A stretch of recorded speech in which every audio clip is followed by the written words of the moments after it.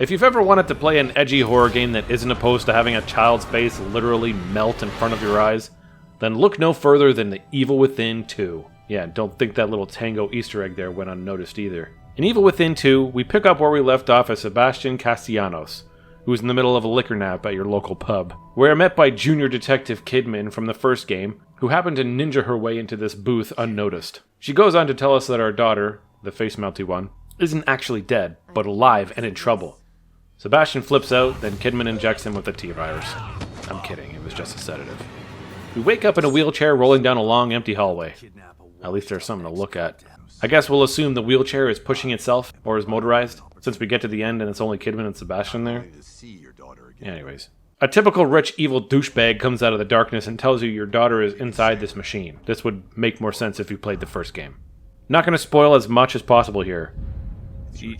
You have to go into the zombie matrix to find your daughter. Okay? Zombie matrix. Basically, the plot is to enter the matrix, assist a team that's already inside, find your daughter, and escape. It plays a lot like the first Evil Within. Mostly stealth-based combat with the occasional mini-boss.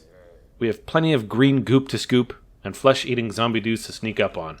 Some new features include the ability to carry a few bottles to throw for distractions, crafting bench to upgrade weapons. I think that's about it. Everything else is pretty much the same gameplay-wise. We do have plenty of bushes to hide in this definitely not Silent Hill city called Union, where we can evade our enemies very easily. It's actually hilarious how easy it is. With an instant stealth kill, you can break stealth intentionally to lure your victims, they aren't enemies anymore, victims, into your kill zone. Kill them in a single blow and harvest their goop for upgrades. Rinse and repeat. This doesn't work in every environment, or on every enemy. Some have a lot more than one head, for instance. You'll also find yourself in places with nary a bush in sight, like an orgy in any decade after the 1980s.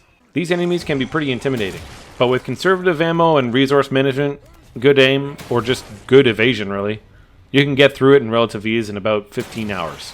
It's pretty replayable as well.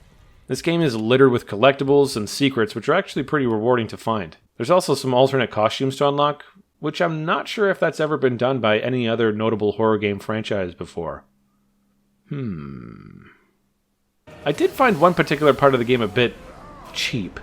Slight spoilers incoming. They sort of bring back the more notable enemies briefly from the first game. It was almost like the developers knew this game wasn't as heart-poundingly terrifying as the first game was. Which it isn't. But that doesn't mean I don't like it. In fact, I prefer the sequel over the first game. Mostly because this game is actually fun to play. It's a good game with the flavors of horror. Like a beautifully seasoned chicken wing that has all the complementary herbs and spices with a nice smoky finish. Whereas Evil Within 1 is like a suicide wing from Hot Ones. Tastes like ass and just burns your taste buds to a crisp. The end of Evil Within 2 is pretty satisfying as well. Very well orchestrated and hard-hitting. It's a very good game that you should add to your Steam wishlist.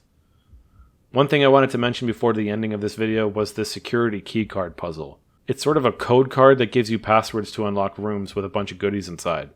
But as far as I can tell, there's only one room to unlock. And it's like 10 feet away from where you pick up the card. What the hell? This could have been a really cool puzzle item to keep referring back to, but now it's just going to sit in my inventory next to this useless doll and other shit. If you've played this game before and know of another room that unlocks with a security keycard, let me know down in the comments. And don't forget to subscribe for more morbid content. Thanks so much for watching, and I'll see you in the next one.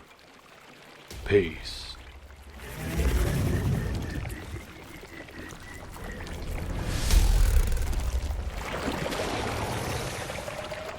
Good God, look at the size of that thing.